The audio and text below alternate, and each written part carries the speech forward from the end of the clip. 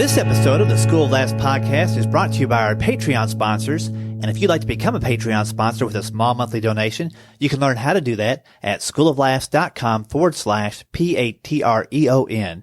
And we're also brought to you this week by audible.com. That's right. If you'd like to enjoy audiobooks, we used to call them books on tape, but now they're just little files you can download right to your iPhone, Kindle, MP3 player.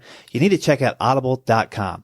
And if you go there now for a free trial for 30 days, you can download a book of your choice. And I recommend Norm Macdonald's Based on a True Story, just released last week.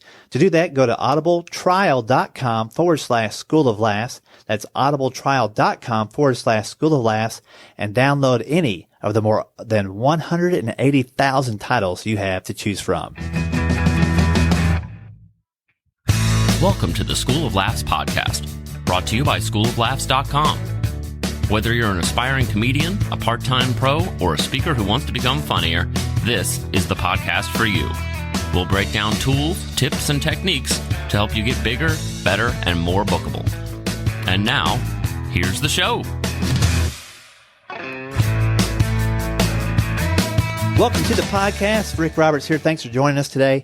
Today I've got a fun interview with Dustin Nickerson. If you don't know Dustin, he's a San Diego comedian. He's still got a full-time job. He's got another job on the side of that, and he's juggling stand-up comedy. Been in it for about 4 years, 31 years old, but very funny guy and already making some waves out there. I thought it'd be good to have him on the show today to kind of give you guys an insight as what it's like when you're handling a job as well as trying to pursue stand-up and pursue it at a high level. Give us some great stories and some great tips and just the way he goes about doing business, and the balance of being patient and persistent is kind of a theme throughout the interview. Very funny guy, San Diego guy. In 2015, he took first place in the San Diego Clean Comedy Competition, and he also was a finalist in the Funniest Person in San Diego competition that same year. So, very sharp guy. And at the end, we go and throw out a couple of joke ideas. So you want to tune in for that to hear the little bit of brainstorming going on there. I always laugh when I say brainstorming because I don't have much of a brain left. I also want to say real quickly that on October 11th, if you're in the Nashville area, I'll be doing a graduation show for the School of Laughs at Zany's Comedy Showplace, 2025 8th Avenue South. Showtime will be 7:30. Doors open at 6:30. Just $5 tickets if you mention the code FRIENDSFAMILY. If you don't use that code, it's $10 day of show. I think you can mention that code as well when you call in Zany's, and I'll link to all that information in the show notes. But last big graduation show of the year, October 11th, going to be a lot of fun, and you don't want to miss that if you're in the Nashville area. Lastly, last writing class of the year coming up in November. You definitely want to check that out. It'll be November 7th, 21st, and 28th. From 6 to 8 p.m. here in the Nashville area. Shoot me an email at schooloflaughs@gmail.com if you want information on that. All right, let's jump into our interview with the most average comedian out there, Dustin Nickerson. Well, I am here with Dustin Nickerson. How's it going today, buddy? Good, man. How you doing? I'm doing good. You're in town doing a couple of gigs and then just kind of hanging out a little bit, huh? Absolutely, yeah. Did a church show on Sunday and a conference yesterday. You know, it's like it's easy to forget what your gigs are and where you are in the world. Like I do that thing with Siri like probably twice a month where I wake up and I say, where am I right now? Or like, do you have that thing when somebody asks you like, what do you got coming up? Where are you going to next? And you don't know. I know. It's funny. That's really funny because back in the comedy club days, I could tell you probably 12 weeks in a row. Really? But of course, I was younger back then and had the memory to do it too. But because you're so fixated on filling up that calendar. Right. Right. I knew, I mean, if I had a day off or a weekend or something, I knew exactly what those dates were, so I could always be on the radar to fill it. That's interesting. And I would rattle stuff off, and people would look at me like, we just wanted to know where you're at next, not the next year. I think that might be a little bit of like when you were coming up, your tech calendar resources weren't as easy. Because now I'll get the date, and I love getting date. You know, like it's one of the best parts of comedy is when you actually get the booking. Right? It's even better than doing the show. Exactly. Oh my gosh, it happened. Somebody wants me. And then I get it now, and then I put it on the calendar, and then it's out of mind. And then now I essentially I take my travel like a week at a time. Or if somebody asks you like, well, where you been lately? I don't. It's even harder to remember where you've been. Yeah, unless I flew in like that day, it's amazing how it all just blurs together. It's this weird world of planes and hotel rooms and random gigs of clubs and churches and rec centers and everything in between. Yeah. So yeah, it's been fun here in town. I don't get out here very often. I think this is the third time I've ever been or third or fourth time what would be considered like the South. So it's fun to be out here. What do you think about the South? I mean, you live in San Diego now. I do, and I'm like West Coast through and through. I was born in Seattle, raised there for the first 27 years of my life, and then moved to San Diego 5 years ago. So it's fun. It's a different world. Did you move from Seattle down to San Diego for comedy or for a job that kind of... It was for a job, yeah. I was, these were back in my church working days, and I was at a big church up in Seattle. And a friend of mine started a church down in San Diego, and I knew him from up in Seattle. And we were kind of looking to make the move anyways, for a variety of reasons. But he said, I can pay you for 3 months. And I was like, okay, well, that's good enough. That'll get you running? Yeah, exactly. And so we went down there and helped him out and worked there for a little while. And then right around the time that I stopped working in churches, I took a day job at a rec center through the Salvation Army called the Croc Center, which I still have that job. And right around that time, I started doing stand-up as well, almost as like a bucket list type thing. Uh-huh. I grew up in love with stand-up comedy. Who were your favorites? Really, I was the Comedy Central era of kid, like the half-hour specials. Okay. So, before that, when I was young, I was in love with, obviously watched a lot of SNL and some of their longer specials, like Dana Carvey, even though my comedy couldn't be less like Dana Carvey. Right. I absolutely loved, his Critics' Choice special I have memorized, and I didn't even know what the jokes were as a kid. He's doing, Hugh Grant material. Right, yeah. I'm, 6. I was like, oh, yeah, I know what this means. James Mason. Yeah, exactly. Okay, great. I'll take your word on it. Yeah. I don't know if that's an accurate impersonation, but I'll take your word. But then stand-up comedy in my generation was so accessible. Like the half-hour specials were everywhere. You would turn it on and it would be Jim Gaffigan and Regan had one, and Dane Cook had one, and Nick Swartzen had one, and Pablo Francisco had one, and these were names that you just knew because Comedy Central was on, and you're like, oh, stand-up comedy. And they kind of hit right around the time that, because when I was 15, 16, 17, stuff like that, where it became an art form that you appreciated more. Because young kids, stand-up's not for them. Right. It's long form, I'm going to say something a minute 35 that pertains to something that hit at minute 7. And a 7-year-old doesn't get any of that. Right. They just want a big animated story. And, when you're doing youth gigs, it's more that kind of stuff. But yeah, I fell in love with that stuff and just became a real kind of connoisseur and went to live shows all the time. And, when I was in college, there would be these $5 shows where you would get guys that are now big names. Uh-huh. But then we're kind of on the up and up, Do you meet anybody? Yeah, I remember the first one that I went to was Mike Bribiglia. And his opener, not the middle, the opener was John Mulaney. Oh, wow. And he was doing 10 minutes. And I still remember the bits, he did something about writing a suicide note in wingdings, which is very right. an old kind of joke, knowing that font and stuff. And, but he was a nobody at the time. But followed his career, and then I remember Eugene Merriman and Michael Ian Black came to my school, and so. And which school was that? It was University of Washington. Okay. So I'm originally from Seattle and went to the University of Washington and stuff, and I love making fun of Portland. University of Oregon is in Eugene, but but Portland headquarters is in Beaverton. It's right outside of Portland. It's so funny, Portland prides themselves on being this weird, cool, independent, out there type city, yet has Nike. What in the world is more mainstream than Nike? That's your big company, Yeah. I can't. Yeah, it doesn't really check out to me, but. That's funny. Anyways, so yeah, I went to the University of Washington. And they brought in some quality comics. 3-act shows even. That's even kind of rare for colleges. Usually it's just one guy coming in. And... Yeah, they were, for whatever. And in hindsight, now I want to know how to get booked on those shows. You think it was were they Tuesday night gigs before these guys were hitting the comedy clubs up there, and it was one of those kind of I have no idea. I know Bribiglia. He was kind of known for the college gigs, right? He would go and pay people in CDs to go ticket the campus, uh-huh. and It might have just been my school had a good following for it, and they, cool. through their ASB, had brought in some pretty good acts, because it wasn't that long ago. Like, those guys all had credits and were known acts, So were you doing any stand-up in college No, yet? I didn't do stand-up until I was 27, so kind of like. So after you moved to San Diego. Yep. Yeah, it was kind of like one of those, like, refresh, restart, like we're in a new place. Like, how you just kind of, it's just that you hit the reset button and you're like, oh, well, this is something that we've thought about doing. And, Yeah, it's a clear slate. Yeah. Nobody knows me here. That's exactly it. Yeah. Because to randomly start comedy is strange, especially like I was married or am married still and had 2 kids at the time.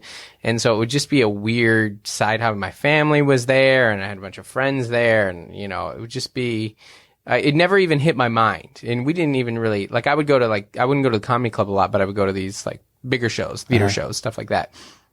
And so we came here came to San Diego and I just was thinking about it a lot and, wanted to try it. And what's now my home club, Madhouse Comedy Club in San Diego, like, just went and did their open mic on probably a Tuesday. I don't even remember what night of the week it was. And, did 3 minutes and it's that kind of like cliche comic thing that you just did it, you caught it and you just didn't stop. That's what it was. Like I spent 3 minutes there and then I talked to every comic who worked the show. Cause it was the way that they worked then, Madhouse worked then was you did the mic and then there was a showcase after.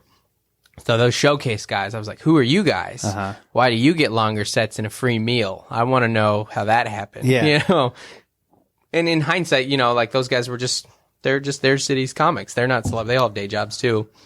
But I wanted to be like one of those guys. Mm-hmm. I wanted to, and like, it's the one advantage I think that starting a little bit later is like you have an understanding of how the world works, Right. Like, like it is about being funny, but like I kind of caught early on, like, well, no, there's a way to get booked on shows. Right. You need to build relationships. Yeah. And you need so to like, pour into somebody networking. before you ask. Yeah. I mean, there's a reason that like, yes, funny does rise to the top, but funny rises to the top faster if funny's good at the other things too. You know what I mean? Like building the relationships and networking and just being a decent dude, being approachable and being relational and doing it in a genuine way. Nobody likes a sleazebag. Like, right. Yeah, I know. I got an email recently like, hey, I'm going to this event. What's the best way to, work my deal so I can leverage this? I'm like, nobody likes that. Be awesome on stage, be even more awesome off. Right. I have, like in the scene that I'm in San Diego, like I'll have a decent amount of people ask me like how you get road work because, when you first start as a club comedian, like that's the dream is road work. And, it's a good question to ask and I've asked the question and people who get more road work than me, I ask them that question too. And I think there's an assumption that you just network and network and network and network. And there is an element of that, but like you have to deliver too, especially if it's a headliner that's bringing you, like you have to deliver for them and the club. Otherwise the club looks bad, you look bad, and that headliner that brought you looks bad. Right. So like there's not, you just have to be funny, like, and not just funny enough. You usually have to be pretty good funny. And sometimes when you're brought in to a new city as a nobody, you have to almost be even funnier because that local group of comics kind of hates you. Oh yeah, you're on their because you're stage. taking their feature work. Yeah, Absolutely. You're on their stage. Why is this person coming in here? Who is this guy? And that's even more so. Like, just be approachable, be kind, be complimentary. Watch their sets. Compliment the jokes that you liked, and just be as like down to earth and reasonable as possible. Always thank the booker. Be grateful. All those type of things. Not that I have this huge calendar full of work, but like when people ask me those questions, like I try and emphasize that. And then some of it's just random dumb luck too. A lot, there is that too. Sometimes you just email the booker at the right time. Like, because I have 2 shows that I run and one of them is a very established show, that is a fairly high demand show. It's been going on for like 11 years in San Diego. And, where's that one at? It's called Lestats. It's the longest running independent comedy show in San Diego and it's fantastic. It's amazing. And it's a really like in demand room. And I try and be like as professional on top of it as I can as booking it. Cause I just took it over fairly recently. But reality is like sometimes like just when I sit down to book, like somebody emailed me recently, Yeah. like, and that's the thing at the top of the email, or they happen to hit you at the time when you have your calendar open, Right. So yeah, sometimes it is just dumb luck too. But yeah, when you're hustling and doing the things you should, you'll find people there. Yeah. And I've overstepped. I try and do that less and less now. I think early on, like I was so eager to get work, and still am. Love working. Yeah. That's why I do it, right? That I definitely probably burned some bridges of just being too squeaky of a wheel, just hitting them up too much and pestering. It's not even a probably, like I know and can give you names of people that I was like, you know what, I went too hard too soon. Like I wasn't ready, and I was too annoying, and I was just overzealous to the point that, they're like, there's such especially in Southern California, there's just so many comics, that you walk this delicate balance of being professional and being consistent and having good follow-up and just being really annoying and desperate and and them sensing that, It is tricky. Like, anytime you approach somebody and they haven't heard about you yet. Right. Then there's no reason for them really to pick up the phone. But you start taking that as resentment. I mean, there's a couple of clubs that I had a hard time getting into. And, the guys had never heard of me. Yeah. And nobody ever mentioned me to them. Who's Rick Roberts? Nobody, and who's Dustin Nickerson? We're nobodies. Yeah. But almost like I would write it down in my day runner, every Monday at 10 o'clock, call this dude. And I remember there were some people I called for like 3 years, every Monday. Yeah. And I look back now, I'm like, man, they must have just hated us. Yeah. It got to the point where who's calling? I make up a different name or something to see if they pick up. Yeah. But I was in the wrong at that point. Yeah. There's a sweet spot. There's a sweet spot of the person that goes too much and is too overzealous, and then the other person that sits back and waits for the bookings to come. And that doesn't really happen at all. Yeah, there's just you've got to throw your name out there. Like sometimes somebody is seen, but even to be seen, even to get booked, like it's to make the jump from open mics to book shows. Like you usually have to put yourself out there a little bit, or you have to do well on the mics, and then to get in other clubs. Like other clubs, it's happened one time in my career ever, and it was totally random, and it's a great club, and I'm super thankful for it. But they saw a clip of me on TV, and they called me, and it'll never happen again. Never again do I count on that happening. Right. Everything else has been, being consistent and being professional and having this follow up, and then also, having a good clip and being funny, and then when you do get there, delivering so that they have you back, and it's not just a one time thing. Yeah, and it also has to be a good fit too, like. Right, yeah, there's just certain shows and clubs that you're not the right fit for, and that's okay. And that's hard to hear when you first start. I had a booker tell me at an LA club, you're on my list, but just so you know, I have 400 comics ahead of you on that list who are better. And he said that word better, and he gave me a number. Yeah. Why are you going to give me a number? I don't want to see the leaderboard. I don't want to, just tell me if I have something, I'll let you know. Oh, man. But in hindsight, honestly, the number was probably bigger. In LA, I was a year and a half in, I, like you said, I probably shouldn't have even been on the radar at all, why I was calling and following up. But that's the thing. I think there's a sweet spot, and I think I've eased off that gas a little bit. But I think that same drive is good. I mean, it just shows that you want to work and you want to get on stage. Like, that's the driving desire, right? You want to do comedy and anywhere that'll have you. Yeah, and it's always no matter what you're focusing on, something else has fallen to the wayside a little bit. Right. If you look at it like juggling, it's probably a business ball you got to keep in the air. Right. There's the promo ball you got to keep in the air. There's the website ball, and then there's the material. Then there's actually get on stage doing the material. Then there's the networking. So you can only focus on one movement at a time. And then as soon as you get that tight or up to where it needs to be, you got to go catch the other thing. Yeah. And it's almost like a Ferris wheel. As soon as what was at the top of your list gets down the bottom, it needs to get back to the top again. Right. Yeah. Yeah. No, that's true. Because I would say that like getting into new clubs is not my top priority. Whereas once it was, and it probably will be if and when I don't have a day job anymore, because then, but right now, just with my schedule, I say 3 kids, 3 jobs and a wife, like it's pretty full. Like I don't really need I don't need a lot more clubs at this point. I'm thankful for whenever they come, but I don't chase them as much. But that will come again if and when I'm like, well, now I don't have a day job anymore. Like let's get as much work on the calendar as we can. Yeah, no doubt. So you get the church job. or the rec center job. The rec center job, yeah. And then what you said you got 3 Well, jobs. yeah, and that was kind of a seasonal. Like I did some MC work for the Padres this last summer. Oh, great. Which was fun, yeah. And it was kind of like, it wasn't super consistent, but it was what I would consider like a non-comedy job, in that it was, a different organization, a different schedule, the afternoon things.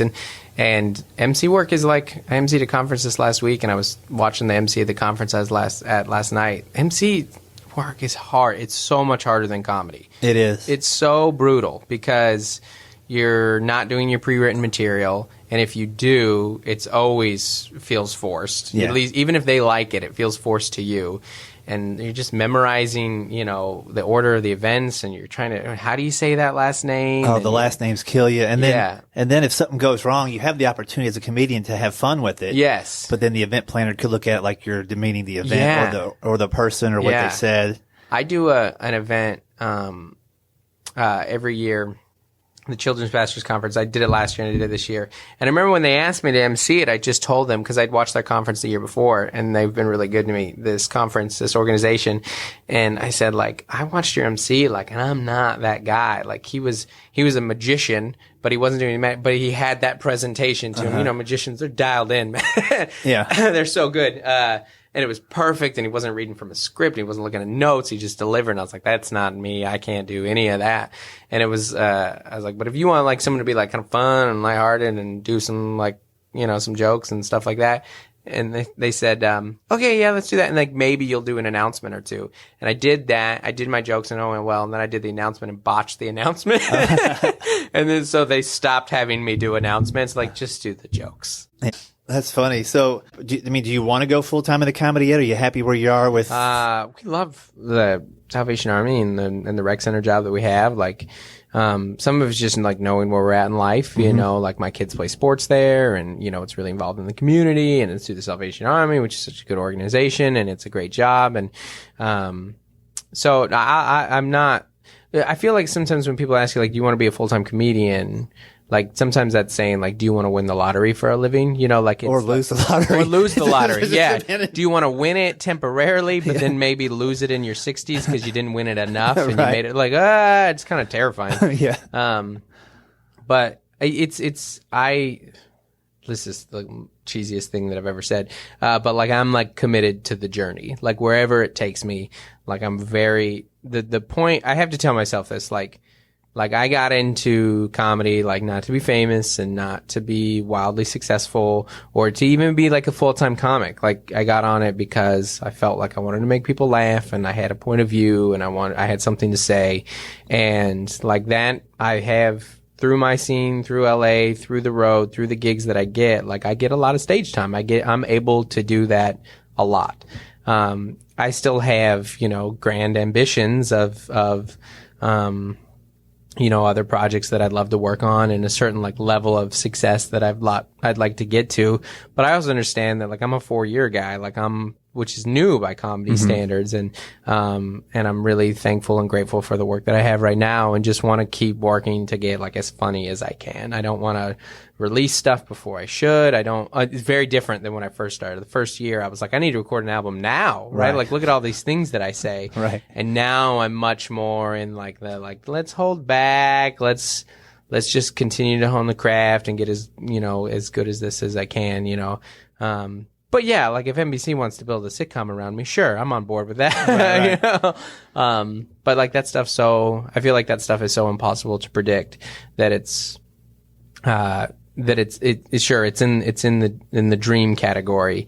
And if it happens, it's fantastic. But I'm very, very content, like, with what me and my family are living, right now in San Diego. So I was going to say, if you've got a job that allows you to travel this much, right? I mean, what's the relationship there? I guess you could. Yeah, they're pretty. Yeah, I mean, what you end up doing is you just use a lot of your vacation vacation time for travel. And, I do travel, but I don't do long runs very often. Like, only on occasion, like a lot of the clubs that try and string together work, like you're doing the loony bins and they want to do a month of work. Like, I can do a week. I can give you a week max. And even those are more strenuous. But But like a lot of the clubs that I work are Thursday through Sunday clubs or even Friday through Saturday clubs. And I can just kind of work it where I do a 5-day work week, Sunday through Thursday, and I leave on Friday, or I take one vacation day and I can just, go on the weekend.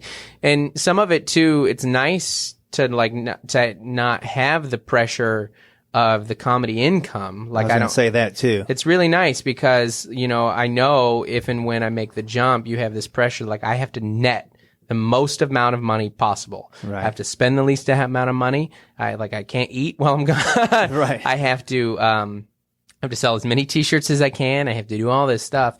Whereas now, I'll be like, they're like, hey, you want to go to Tucson or Albuquerque or wherever club you're working for like $300 or whatever. And you're like, ugh. But then I'll look at it as like, well, get a hotel for 2 nights. I can just bring my family. And then, I bring my family a decent amount of the time that we travel, which makes it a lot easier. But if I were a full-time comic, I couldn't do that. The pressure part of it and the income part of it right. would change. It would even seep into your persona on stage a little bit. If you're at a club that maybe was the first club of a chain. Right. Like, if I do good here, I can get booked in 12 other. Right. And you needed the pressure. They had the pressure of the income. Right. It would change how you were on stage. And Absolutely, you might resent the audience for not responding big enough or something. Whereas now you're like, okay, I've got the job. Yeah. Which it should relax you on stage comedy wise. Sure. Which makes your comedy better. Yeah. Yeah. So you change that one dynamic. There's less desperation. Yeah. There isn't a pressure. I can get up most nights in my city, and between that and LA and playing the West Coast and the Southwest, there's stage time. Once you kind of get established and known in those, and you have certain clubs that are working you regularly, and clubs and churches and all the other places that you play, you don't have to work the road to get on stage. Now the road's helpful for longer sets, for sure. Yeah. And that's why the road's important when you start wanting to feature, get ready to headline. Those are harder to find, in LA and even San Diego to some extent. But the stage time is there. And so there's less of that. You can have a day job and do comedy most nights. And I have enough full-time comic friends that wish they had a day job, or you can even sense it's not the day job they miss, it's the financial piece. Yeah. Just the insurance piece. Yeah, exactly. Yeah. Especially if they're married with kids. And I think that in some circles there's a stigma of you're not a real comic if you have this, but that's silly, Yeah, I think any comic that holds on to that stigma is in the wrong generation now because, or they're in denial, or they don't have a primary skill besides comedy. Right. Which at some point you kind of work yourself out of if you do comedy all the time. Yeah. I think I agree with that as well. Yeah. At this point, I'm choosing a day job instead of that type of road work, Yeah. For a lot of different reasons. No, that's smart. That's smart. Would you like to try to work on some material real quick before we get out of here? Sure. Yeah. This is a bit that I've done maybe 2 or 3 times on stage. It's not even a bit. It's a true story. The premise, the idea for it is that kids are useless, from a functional standpoint. They don't they don't help in the home. Maybe when they get a little bit older, they do the easiest chores, but they're far more burdensome than they are helpful, especially at a young age. And I did this, I wanted to do this social, experiment with my kids where I've always wondered, if something happened to me, what would they do? If I had a heart attack, or I passed out, what would they do? And so I'm on, whenever I get home, my kids, they'll yell, everybody on the trampoline. Me and the 3 kids will go wrestle on the trampoline. And so I'm wrestling with my boy and middle girl, Joel and Gloria. And Joel, hits me, a kind of a knee to the head where it was conceivable that it would knock me unconscious. This is the story that I've been telling. So I was like, well, let's see. This is my opportunity. Let's see what would happen. And man, did they disappoint. I go unconscious. So I go limp on the trampoline and I just lay there in the fetal position. And for 5 minutes, nothing changed. They just kept jumping. They just kept jumping on me. I was just doing some silly game. And at some point I was like, maybe this is good. They see through it. But I was like, there's no reason that they should think that I'm not unconscious. They understand that people can get knocked out 9 and 6 there, but why are they not stopping? They're like, his ribs are exposed. Get him, And then Like, and then they went to go, and this is where actually there's a little bit of a dip in the story, like on stage at least. Like, then they just started to do like every inappropriate thing that, like, it's almost like they were testing to see if I was like, well, this will get him out. Like, they started to like slap my butt, you know, and started saying potty words and like, just to like, well, this will snap him out. And then I still didn't. So then I'm trying to figure out like, well, do they believe me? And then after about 10 minutes of this, they just left. They didn't go tell anyone. Like, I couldn't tell if they just got, like, if they were like, no, he's faking it, and they got bored, or something was actually wrong and they were just bored too. But either way, they just left. And, so it's a story that I'm trying to work out on stage. And just as I told it is, gospel truth. Like, that's how, so I'm trying to figure out the beats of it a little bit. Yeah. But the way that the story goes on stage is it really, the kids are useless thing hits at the first bit, and then beat, and then the next thing of, how nothing changed. That line always hits. For the first 5 minutes, nothing changed. Right. Like, they just continued to do it. And now it's like, continuing to tell the story, and then I'm trying to figure out like the button at the end. Like, how can I make it absolute funniest that they just left me there? You know what I mean? I think it's where they go when they leave you. Oh, yeah. They went in to eat. That's what they went did. in to eat, or they did something, watched a TV show that was about, they watched Survivor, they watched they went somewhere and watched a TV show that would have gave them the information to like save you or something. And they still didn't do anything. And they still didn't do anything. Well, what they did do is they went in and eat. They went in and ate, which means like that was the immediate need to them. Right. Like, hey, I'm a little hungry. Let me go fix that problem. Yeah. Their minor hunger was the urgent, like not the possibly dead father. Right. Yeah. Or, they even eat your plate of food. Like this. They went in and ate my food. That's funny. Yeah, actually. Yeah. That was like, you hear from the window, like maybe the kitchen window's open. Hey, he's not going to be eating that anymore. Yeah, that could be funny. They went in and ate my dinner. Or they went in for the extra share or something like that. That could be funny. It's almost like a Red Riding Hood thing, almost like they go in and you're not there. Or is that, Is that the right story? No, it's the Three Bears, right? Three Bears, yeah. So it's like they break your chair. Yeah, they sleep in your bed. That's funny. So they go in, they eat your food, sit in your chair and sleep in your bed. And it's like, I'm nothing more than just one of the Three Bears out here. Right at that point, that's good. I like that. I suppose I should tie it back to the original premise of just the general uselessness of children too. I'm not quite sure. Anytime I tell stories, I do want them to be, I don't like when I break out of like, you know what I mean? When you tell a story on stage and it's believable, and then like at the end, it kind of took a twist that you're like, oh no, that you went fiction at the end of it. Yeah. And then you're not sure how much of the story was real at all. So I'm trying to find just the funniest, most articulate way that I can say of that they just left me there for dead. You know what I mean? And they didn't even tell mom. They didn't even tell the mom. That's funny. Maybe that's what it is. Earlier. Like, maybe that's what it is she didn't come see me either.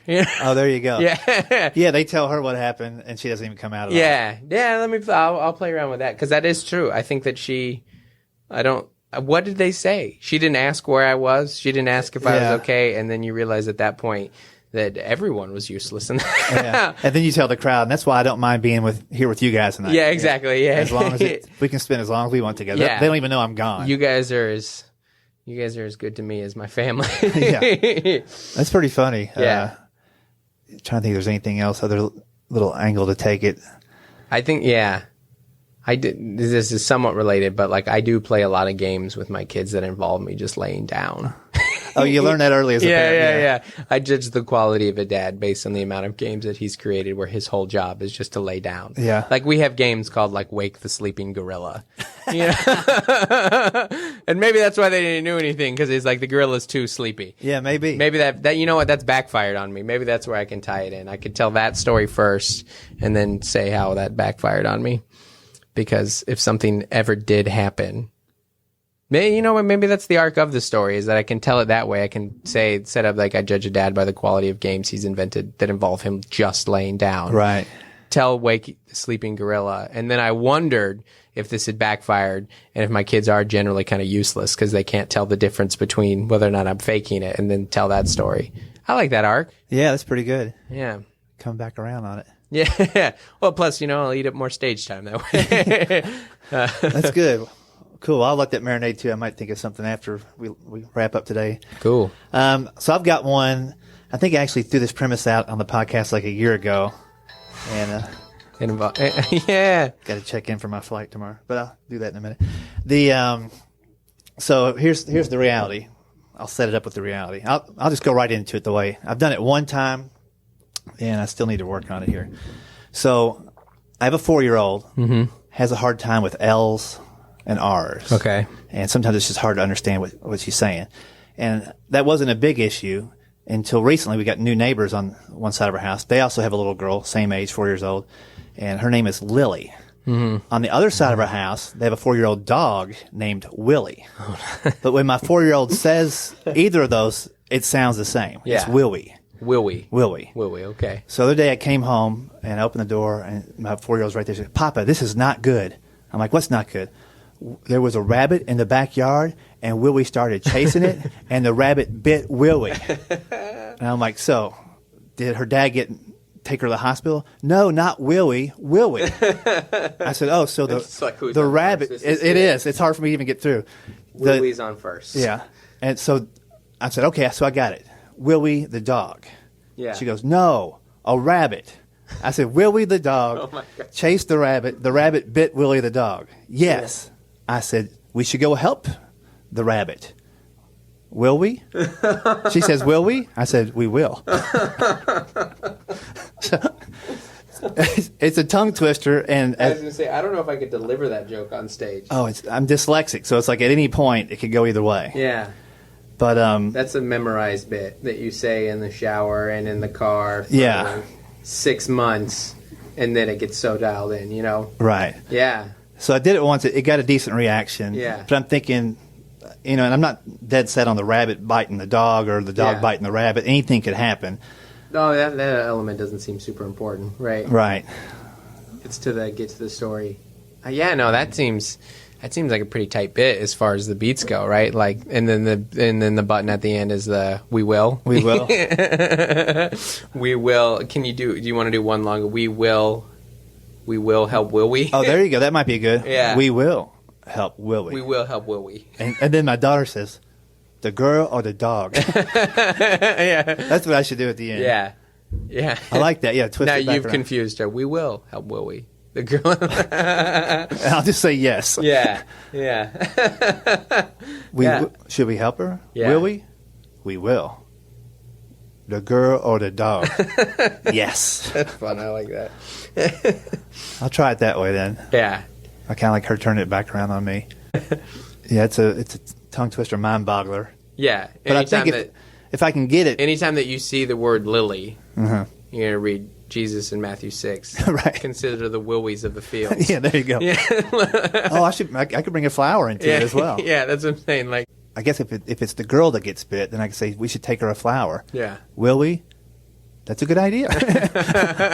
What should we take her? Oh, will we? Oh, gosh. Here we go again. I like it if you get more exceedingly frustrated throughout the bit. Because it is, even just hearing you say it is frustrating to me. Yeah.